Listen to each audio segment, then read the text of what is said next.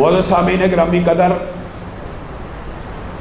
فَمَن يَعْمَلْ مِثْقَالَ ذَرَّةٍ خَيْرًا يَرَى کے حوالے سے چند واقعات آپ کے سامنے رکھے تھے کہ ذرہ برابر نیکی بھی ہوتی ہے، انسان اس کو دیکھ لیتا ہے، اور کبھی کبھی یہ دیکھنا اور کبھی کبھی اس کو اپنے سامنے پانا اس دنیا کے اندر بھی ہو جاتا ہے، حتیٰ کہ کئی مرتبہ ایمان کی کیفیت اتنی بڑھ جاتی ہے ایمان کی کیفیت اتنی بڑھ جاتی ہے کہ ایک صحابی کہتے ہیں انی لاجد ریح الجنہ، میں من وراء احد، میں اپنے ناک سے جنت کی خوشبو سونگھ رہا ہوں احد پہاڑ کے پیچھے۔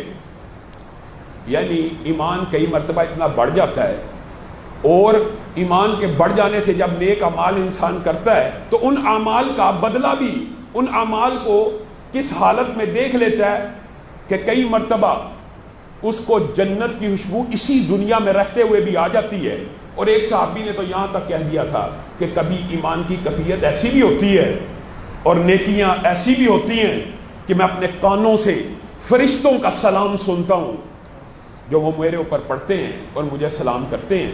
اور میرے بھائیوں، نیکیوں کا دیکھنا، آپ نے حضرت سلیمان کے باب میں، یہ قرآن پاک کا مشہور واقعہ ہے، اکثر لوگوں کو، ساتھیوں کو پتہ ہوگا، حضرت سلیمان ایک مرتبہ اپنے گھوڑوں کی دیکھ بھال کے اندر لگ گئے۔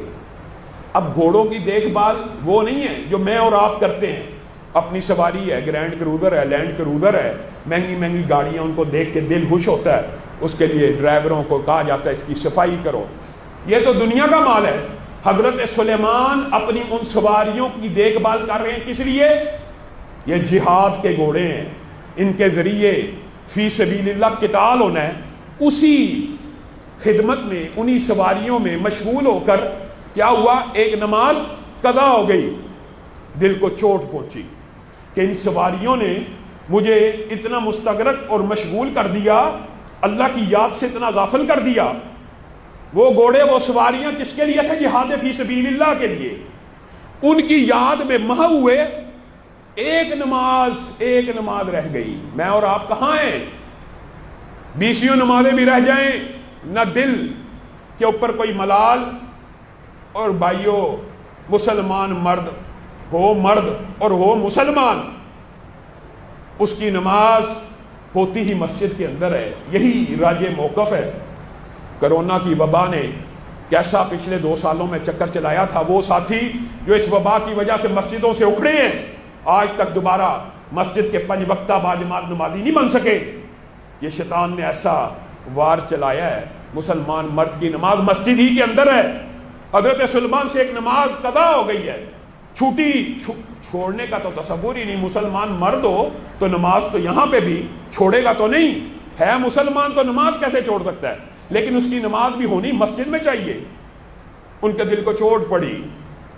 قرآن پاک میں یہ واقعہ تفصیل سے موجود ہے، اور مفسرین نے اس کی 2 تفسیریں بھی کی ہیں۔ فتافی کا مسحن، وہ ہاتھ پھیرنے لگے گھوڑوں کے اوپر، اس کی 2 تفسیریں ہیں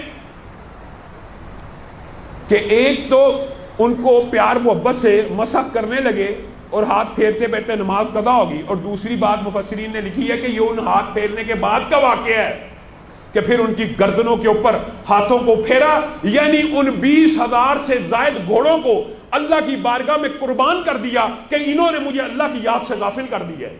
20,000 گھوڑوں کو اللہ کی بارگاہ میں قربان کر دیا۔ اور سلیمان نے اس نیکی کا بدلہ کیسے اپنی آنکھوں سے دیکھا۔ وہ گھوڑے سلیمان جو تجھے ایک ماہ میں دور لے کے جاتے تھے، تو نے ایسی نیکی کی ہے، اللہ کی بارگاہ میں ان ہزاروں گھوڑوں کو قربان کیا ہے، ایک ذکر سے غافل ہونے کے بدلے میں اس نیکی کا صلہ سلیمان تجھے رب یہ دیتا ہے۔ اب تو گھوڑوں پہ سواری نہیں کرے گا، اب ہوا تیری سواری ہوگی۔ جو گھوڑا 1 ماہ میں مسافت طے کرتا تھا، تو 1 گھنٹے کے اندر وہ مسافت طے کیا کرے گا۔ 1 گھنٹے کے اندر وہ مسافت طے ہو گئی۔ اب بتائیے، آپ کیا سمجھتے ہیں کہ انسان کو یہ نیکیاں نظر نہیں آنی؟ اللہ کی قسم ذرہ برابر نیکی بھی ہوگی تو اپنے سامنے پائے گا، زندگی کے اندر بھی سامنے پائے گا. اور آخرت کے ابواب تو آپ کو پتا ہے کس قدر تفصیل سے موجود ہیں کہ ابھی قبر میں اترے گا ابھی ایک نہایت خوبصورت انتہائی نورانی چہرے والا اس کے سامنے آ جائے گا، کہے گا تو کون ہے؟ میں تیرے ہی تو نیک اعمال ہوں. فمن یعمل مثقال ذرہ، جس نے رتی برابر ذرے برابر بھی نیکی کی ہوگی سامنے دیکھ لے گا. کئی مرتبہ دنیا میں بھی دیکھے گا اور آخرت میں دیکھنا تو ایک بدیہی اور یقینی امر ہے. تو کیوں آیا ہے؟ قبر کی رات بڑی طویل ہے، قیامت پتہ نہیں کب طے ہونی ہے. میں تیرے نیک اعمال ہوں، جب تک قیامت قائم نہیں ہوگی تیری تشفی کے لیے، تیری زندگی کے لیے، تیرا وقت بتانے کے لیے قبر میں تیرے ساتھ رہوں گا. ابھی حشر میں اٹھے گا، سامنے انتہائی خوبرو سواری، انتہائی خوبصورت سواری کہ جس کی کوئی مثال نہیں پائے گا. تو کون ہے؟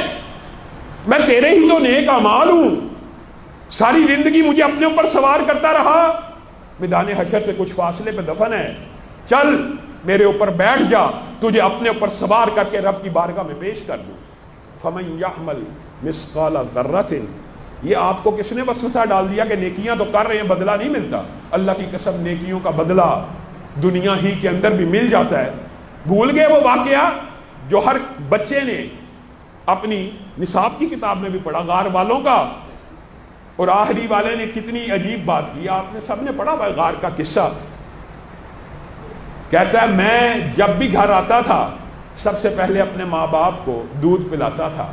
اس رات آیا ہوں تو دودھ پلانے کے لیے کچھ لیٹ سے آیا ہوں، تحیر ہو گئی، میرے ماں باپ سو چکے ہیں، میرے بیوی بچے بھوکے ہیں، لیکن میرے دل میں خیال آیا یہ جو عادت میں نے بنائی ہے کہ پہلے ماں باپ کے منہ میں نوالا ڈالوں گا پھر بیوی بچوں کے منہ میں ڈالوں گا، اس عادت کو میں تبدیل نہیں کروں گا.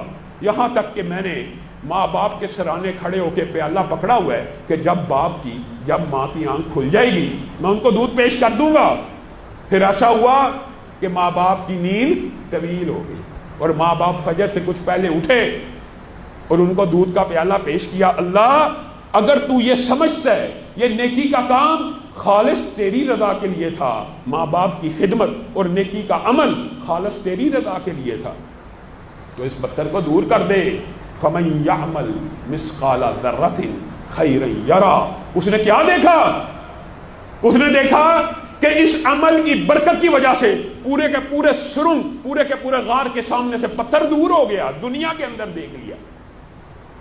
اور دنیا ہی کے اندر بھی وَمَنْ يَعْمَلْ مِثْقَالَ ذَرَّةٍ شَرًّا يَرَى، جو ذرے برابر شر کرتا ہے وہ دنیا کے اندر بھی دیکھتا ہے. اور بالفرض کسی کی مہلت کو، کسی کو اللہ نے ڈھیل دی ہوئی ہے تو کیا وہ ذرہ برابر جو برائی ہے وہ نہیں دیکھے گا؟ ہر صورت دیکھے گا. ابھی قبر کی پہلی رات نہیں ہو رہی، ائمہ نے تو بڑی تفصیل سے ان ابواب کو لکھا. یہ کہ لمبا چوڑا موضوع ہے، بات کو مختصر کرتا ہوں. ائمہ نے یہاں تک لکھ دیا یہ جو قبر کے بچھو، سانپ، کیڑے مکوڑے، یہ جتنی آفات ہیں یہ کیا ہیں؟ اللہ کی قسم یہ تیرے گناہ ہیں. اور اس سے بھی بڑی بات اگر میں کہوں تو حدیث سے یہ بات ثابت ہے.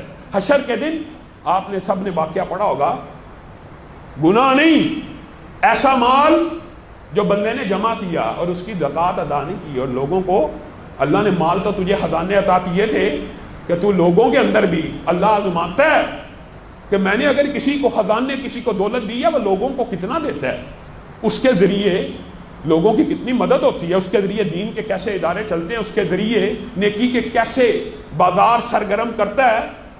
تجھے مال دولت دیا تھا حشر کے میدان میں، وہ مال گنجے سام مراد ایک بہت بڑے اژدہے کی صورت میں انسان کے پیچھے پڑ جائے گا. انسان کہے گا تو کون ہے؟ پیچھے ہٹ جا، مفہوم آپ کے سامنے رکھ رہا ہوں. تو کون ہے؟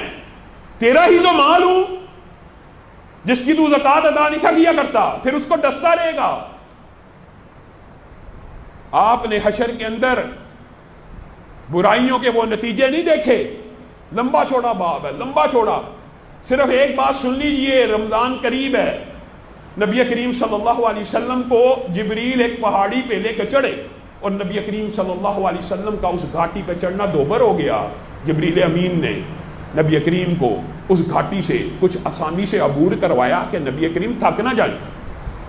وہ گھاٹی اتنی سخت اور شدید تھی کہ نبی کا چڑھنا مشکل ہوتا جا رہا ہے. معراج کی رات کا واقعہ ہے. نبی کریم صلی اللہ علیہ وسلم نے اس گھاٹی کو عبور کرنے کے بعد کیا دیکھا؟ کچھ لوگوں کی باتیں چیری ہوئی ہیں, وہاں سے خون بہ رہا ہے لمبا چوڑا. آپ نے یہ حدیث بھی سنی ہوئی ہے. نبی کریم نے کہا یہ میری امت کے کون سے لوگ ہیں؟ ہائے میری امت, یہ کون ہے؟ کہا یہ وہ ہیں جنہوں نے رمضان کا مہینہ پایا تھا, روزوں کا موقع بھی ملا تھا, روزوں کی مہلت بھی ملی تھی. اللہ نے عنایت و کرم روزے کے مہینے کی شکل میں, رمضان کے مہینے کی شکل میں عطا تو کیا تھا, لیکن اس کو کیا پتا روزہ کیا ہے. یہ تو روزوں میں بھی کھاتا پیتا رہا. نزلہ ہو جائے روزہ چھوڑ دینا ہے, شوگر ہے روزہ چھوڑ دینا ہے, بلڈ پریشر ہے روزہ چھوڑ دینا ہے. صحیح جو بیمار مریض ہے وہ روزہ چھوڑ سکتا ہے, اس میں شریعت میں اجازت ہے, بعد میں رکھ سکتا ہے. لیکن یہ کیا بات ہوئی کہ جن بیماریوں کا علاج روزہ ہے, جن بیماریوں کا علاج ہی روزہ ہے, ان بیماریوں میں بھی روزہ چھوڑ دینا. یہ شیطان کا مغالطہ ہے. شوگر ہو, بلڈ پریشر ہو, یاد رکھیے ان دونوں بیماریوں کے لیے ڈاکٹر بھی متفق ہیں کہ روزے کے اندر بہت سے فوائد ہیں, اور روزہ ویسے بھی بہت سی بیماریوں کو جڑ سے ختم کرتا ہے. لیکن میں اور آپ, اللہ معاف کرے, یہاں پہ تو ایسے ایسے فلاسفر موجود ہیں. غامدی صاحب, آپ کو پتہ ہے 2 سال قبل, کچھ عرصہ قبل انہوں نے بیان دے دیا کہ روزے میں جن کے پیپر دو وہ روزہ چھوڑ دیں, پیپر دو روزہ چھوڑ دیں, بعد میں رکھ لیں. نبی کریم صلی اللہ علیہ وسلم نے کہا میری امت کے وہ لوگ تھے جن کی باتیں چیری جا رہی تھی. یہ اتنا عظیم مہینہ آنے والا ہے, اور میرے بھائیوں انشاءاللہ اس موضوع کے اوپر کبھی موقع ملا تفصیلی اور لمبی گفتگو کریں گے. دوسری بات جو گزشتہ خطبے میں آپ کے سامنے رکھی تھی وہ یہ تھی کہ وقت کی قدر کریں. ایسا عظیم الشان مہینہ آنے والا ہے, ایسا عظیم الشان مہینہ آنے والا ہے.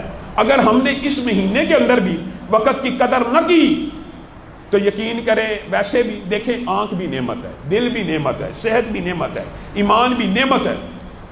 لیکن میں آپ کو صدق کے دل سے بتاؤں, محدثین مفسرین کا اس بات کے اوپر اتفاق ہے, راجے قول بتا رہا ہوں. کئیوں نے تو یہاں تک کہہ دیا کہ وقت ایمان سے بھی بڑی نعمت ہے. کئی علماء کا یہ موقف ہے, وہ اس لیے ہے وہ کہتے ہیں وقت ہوگا تو کچھ مطالعہ کرے گا نا, وقت ہوگا تو کچھ لوگوں کی بات سنے گا نا, کچھ وقت صرف کرے گا تو دل میں ایمان آئے گا نا.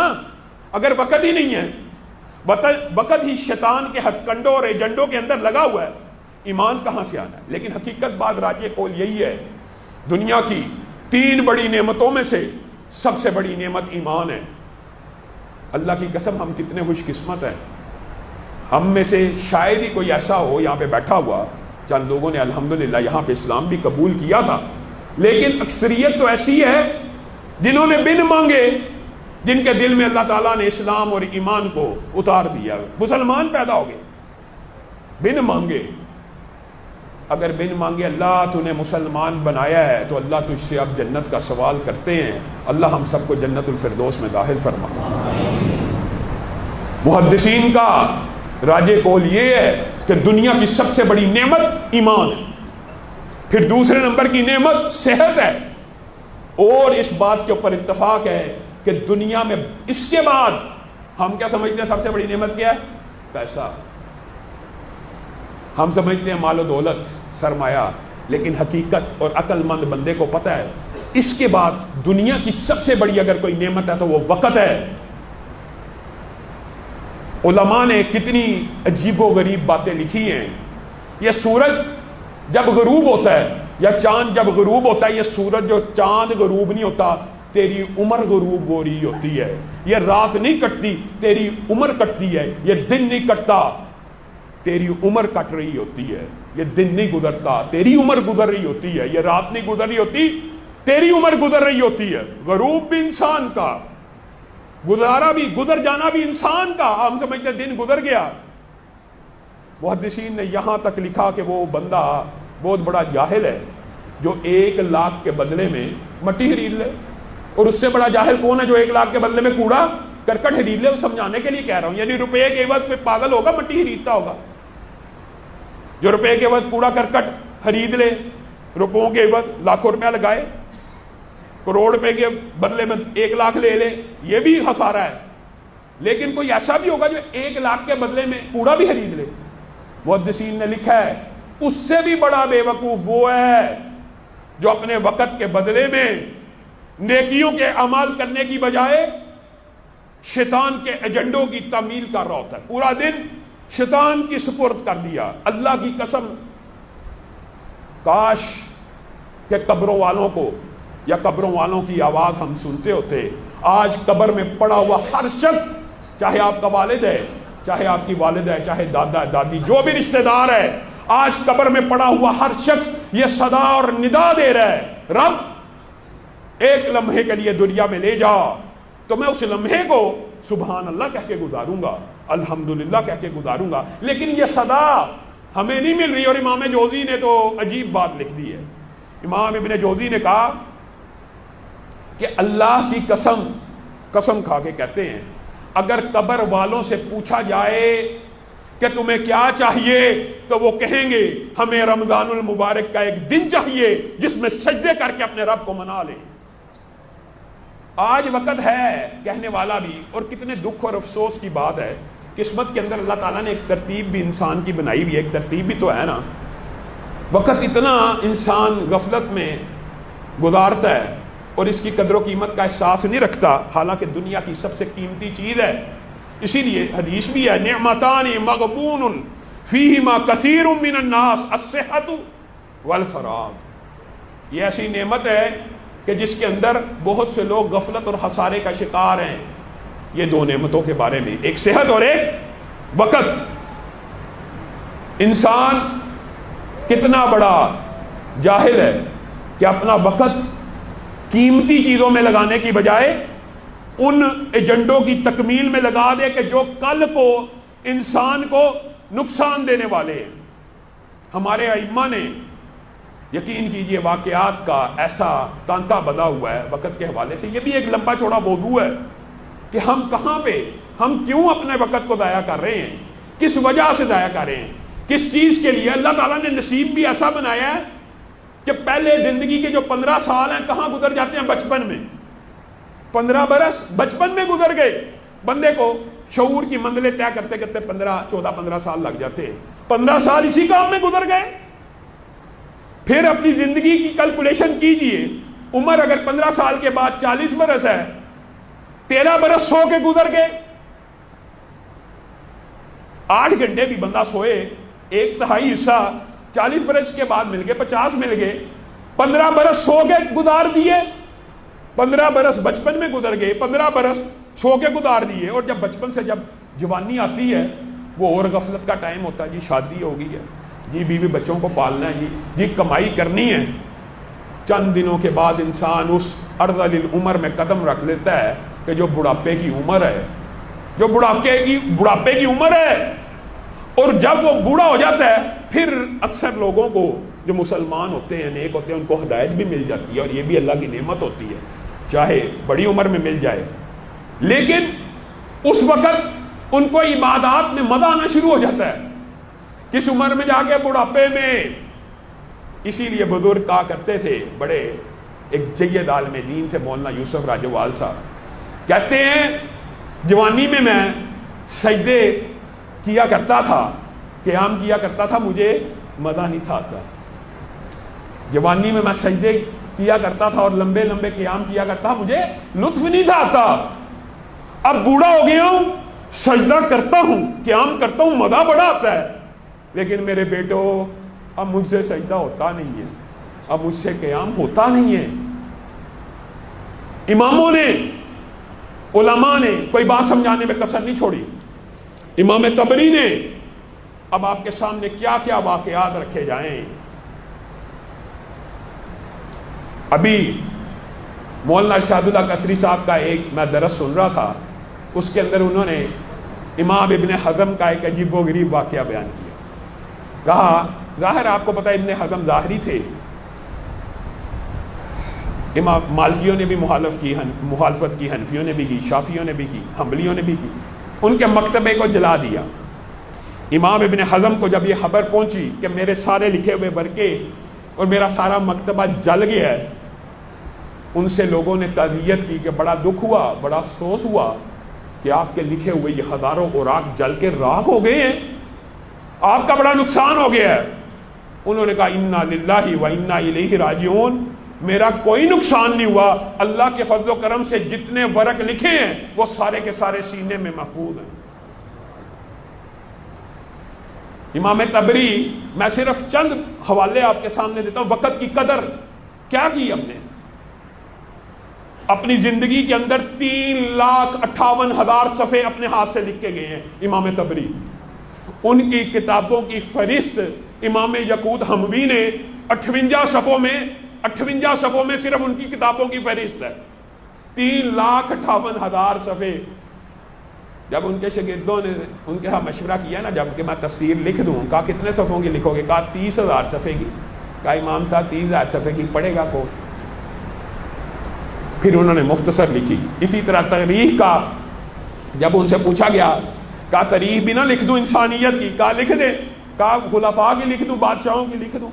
کہا کتنے صفحوں کی؟ کہا 30,000 صفحے کی لکھ دیتا ہوں۔ کہا پڑھے گا کون؟ پھر انہوں نے کچھ مختصر لکھی، 3,58,000 صفحے اتنی سی زندگی میں لکھ کے گئے ہیں۔ یہ چند اماموں کی بات آپ کے سامنے رکھ رہا ہوں۔ اور بقی بن مخلد، میں اور آپ اپنے وقت کو، یہ رمضان آ رہا ہے، انٹرنیٹ سے کلی طور پہ پرہیز، سوشل میڈیا سے کلی پرہیز، ٹی وی سے کلی پرہیز۔ میں آپ کو یہ دعوت فکر دینا چاہتا ہوں میرے بھائیوں، اللہ کی قسم، محدثین یہ رمضان کا مہینہ آتا تھا نا، کہتے تھے یہ قرآن کا مہینہ ہے، شٹر ڈاؤن۔ حتیٰ کہ امام مالک سے ایک بندہ فتویٰ لینے دور دراز سے آیا، فتویٰ لینے کتنا وقت ہوتا ہے، کتنا وقت لگتا ہے یہ ایک سوال ہو اس کا جواب دیتے ہوئے؟ کہا میں تجھے جواب نہیں دوں گا، یہ مہینہ قرآن کا مہینہ ہے، میں قرآن سے نظر نہیں اٹھانا چاہتا۔ ہمارے ایک امام گزرے، ان کو لوگ کہتے ہیں ذرا گفتگو کرنا چاہتے ہیں، وہ کہا کرتے تھے سورج کو روک دو اور میرے سے جتنی مرضی لمبی گفتگو کر لو، جتنی مرضی لمبی، اور میرے اور آپ کے پاس نائٹ پیکیجز ہیں۔ کہاں بات کر رہے ہو؟ نائٹ پیکیج ہے نا، نائٹ پیکیج ہے، بس بات کر رہا ہوں، بس گفتگو کر رہا ہوں، بس وقت کا ضیاع کر رہا ہوں۔ اللہ کی قسم، مردے یہ حسرتیں لیے بیٹھے ہیں کہ زندگی میں واپس آ کے 3 منٹ مل جائیں تو رب کو سجدے میں گزار دیں، سبحان اللہ کہہ کے گزار دیں، الحمدللہ کہہ کے گزاریں۔ آج موقع ہے، رمضان کا مہینہ آنے والا ہے، کاروباری حضرات کو کہنا چاہتا ہوں شٹر ڈاؤن کر دیں، 1 مہینے کچھ نہیں ہوگا۔ جوان اولاد ہے، کچھ گھنٹے انہیں تجارت کے اوپر بھیج دیں، بزرگ مسجدوں کا رخ کریں، شٹر ڈاؤن کر دیں، اللہ تعالیٰ کاروبار کے اندر برکتوں کا نزول خود فرمائے گا۔ یہ کیسے ممکن ہے کہ آپ رب کو راضی کریں اور کاروبار میں اندر خیر و برکت کا نزول نہ ہو؟ بقی بن مخلد اسپین سے چلے، اندلس سے پیدل کس کام کے لیے؟ ہم نے رمضان کی کیا تیاری کی ہے، کیا پلاننگ کی ہے؟ پلاننگ کریں، شیڈول بنائیں۔ یہ رمضان کی ٹی وی کی نشریات شیطان کا ہتھیار اور ایجنڈا ہے۔ ہم جاتے ہیں تاکہ پلیٹ فارم خالی نہ رہے، کوئی بات کسی کے دل میں اتر جائے، بند کر دیجئے۔ یہ تربیت کا مہینہ ہے، یہ ٹریننگ کا مہینہ ہے، اس کے اندر جو اعمال کریں گے ان میں تسلسل پیدا ہوگا، ان میں دوام آئے گا، اس کے اندر دلوں کی اصلاح ہوگی۔ اپنا تعلق اللہ سے جوڑ لیجئے، جتنے کاروباری معاملات ہیں، خرید و فروخت کے معاملات ہیں، شاپنگ کے معاملات ہیں، عید کی شاپنگ کے معاملات ہیں، آج کا دن موجود ہے، مکمل کر لیجئے، پھر اللہ کے لیے وقف ہو جائیے۔ اس مہینے کے اندر ایک لمحہ ضائع کرنا نہیں چاہیے، ایک لمحہ ضائع نہیں کرنا چاہیے۔ کس وجہ سے؟ کیوں نہیں ضائع کرنا چاہیے؟ بقی بن مخلد کے واقعے کی طرف آتے ہیں دوبارہ۔ طلحہ بن عبید اللہ ہیں، انہوں نے کہا 2 بندوں نے، 2 صحابیوں نے ایک ہی وقت میں اسلام قبول کیا، صرف ایک حدیث کافی ہے۔ انشاءاللہ رمضان کے حوالے سے جو پروگرامز ہیں وہ آپ سب ساتھیوں نے یہاں پہ تراویح کی نماز کو بھی ادا کرنا ہے، اور اللہ کے فضل و کرم سے آج ہم نے یہ ہم سب کے لیے خوشی کی خبر بھی ہے، عورتوں کی مسجد کا افتتاح ہو گیا الحمدللہ، وہاں پہ جمعہ پڑھی ہیں، انشاءاللہ تراویح کی نماز بھی ہوگی، آپ سب ساتھیوں نے آنا ہے۔ یہاں سے ہی اپنی گفتگو کا تسلسل جاری رکھیں گے. میرے بھائیوں کتنا عظیم مہینہ آنے والا ہے جس کے اندر ہم داخل ہونے والے ہیں, پھر بھی وقت کو ضائع کریں. طلحہ بن عبید اللہ کہتے ہیں 2 صحابیوں نے ایک ہی وقت میں اسلام قبول کیا. ایک بہت بڑا عبادت گزار تھا اور ایک نسبتاً کم عبادت گزار تھا. جو بہت زیادہ عبادت گزار تھا وہ اللہ کے راستے میں جہاد کرتا ہوا شہید ہو گیا. دوسرا اس کے بعد 1 سال زندہ رہا جو کم عبادت گزار تھا. اس کے بعد وہ بھی عام موت, طبی موت اس کو اللہ تعالیٰ نے دی, وہ دنیا سے چلا گیا. کیا پھر خواب آئی کہ جو بندہ 1 سال بعد دنیا سے گیا ہے اس کا جنت میں اس 1 سال پہلے شہید ہونے والے سے بھی ایک درجہ بلند ہے, یا بعض روایات کے اندر ہے کہ اس کے درجات بلند ہیں. کس سے؟ شہید سے. کس سے؟ جو زیادہ عبادت کرتا تھا. رسول اللہ صلی اللہ علیہ وسلم پریشان ہو گئے, رسول اللہ کے پاس مقدمہ لے کے چلے گئے. یہ کیسے ممکن ہے؟ یہ کیا ہو گیا؟ وہ عبادت گزار زیادہ ہے, وہ جہاد فی سبیل اللہ میں شہید ہوا, اللہ کے راستے میں گردن کٹوا لی. جنت میں تو وہ بھی اونچے مقام پہ ہے, لیکن جو 1 سال بعد فوت ہوا عام موت, وہ اس سے بھی اوپر بیٹھا ہوا ہے. رسول اللہ صلی اللہ علیہ وسلم مسکرانا شروع ہو گئے. انہوں نے اور کوئی بات نہیں کہی کہ اس نے ذکر زیادہ کیا, اس نے زکوٰۃ زیادہ دی, اس نے یہ. انہوں نے کہا کیا اس کی زندگی میں 1 رمضان زیادہ نہیں آیا؟ 1 رمضان زیادہ نہیں آیا. میں اور آپ کس مہینے کے دروازے پہ کھڑے, اور میں نے اور آپ نے کیا تیاری کی ہے؟ نبی کریم صلی اللہ علیہ وسلم نے ایک مرتبہ ممبر پہ چڑھ رہے تھے, آمین آمین آمین کا. صحابہ نے کہا ہم نے تو کچھ نہیں سنا, آپ آمین آمین کہتے ہیں. نبی کریم صلی اللہ علیہ وسلم نے کہا آسمان سے جبریل امین آئے تھے, آسمان سے جبریل امین آئے تھے, 3 دعائیں کر کے گئے ہیں, اور میں نے 3 مرتبہ آمین کہہ دیا. اس کے بدلے میں جس دعا کا تعلق ہمارے ساتھ ہے وہ آپ کے سامنے رکھتا ہوں, باقی 2 دعائیں بھی سن لیں. ایک تو یہ جس نے اپنے والدین کو پایا یا ان میں سے کسی ایک کو پایا اور اپنے آپ کو جہنم سے آزاد نہ کیا, وہ برباد ہو گیا, ہلاک ہو گیا, تباہ ہو گیا, بیڑا غرق ہو گیا, اس کی ناک خاک آلود ہو گئی.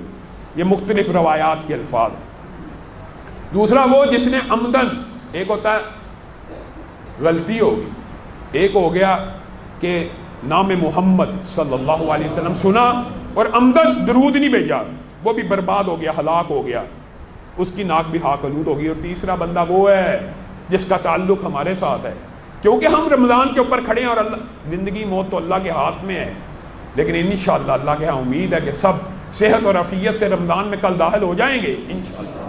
اللہ ہم سب کو صحت اور عافیت کے ساتھ رمضان میں داخل کرے.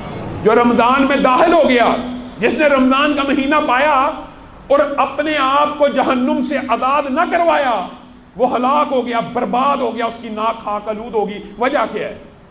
وجہ یہ ہے میرے بھائیو, یوم کتابت تقدیر کے اندر اللہ تعالیٰ نے کچھ لوگوں کو جہنمی لکھ دی ہے کہ یہ بندہ جہنمی ہے, بڑا سخت دل ہے, بڑا ایسا جہنمی ہے. رمضان ایک ایسا مہینہ ہے کہ اس یوم کتابت تقدیر کے اوپر لکھے ہوئے جہنمیوں میں سے ہر روز لاکھوں کو آزاد کر دیا جاتا ہے. اور جب آخری دن آتا ہے تو اللہ تعالیٰ کہتے ہیں جتنا پورے مہینے میں آزاد کیا تھا اتنی تعداد میں آخری دن کو بھی آزاد کر دیا جائے. پھر بھی میں اور آپ آزاد نہ ہو, اللہ نہ کرے ہم میں سے کوئی یوم کتابت تقدیر میں جہنمی لکھا ہے, اور اللہ اگر ہم میں کہنے والا یا سننے والوں میں سے کوئی ایک بھی یوم کتابت تقدیر میں جہنمی لکھا, اللہ اس کو آزاد فرمائے. یہ وہ عظیم مہینہ ہے, اس کے لیے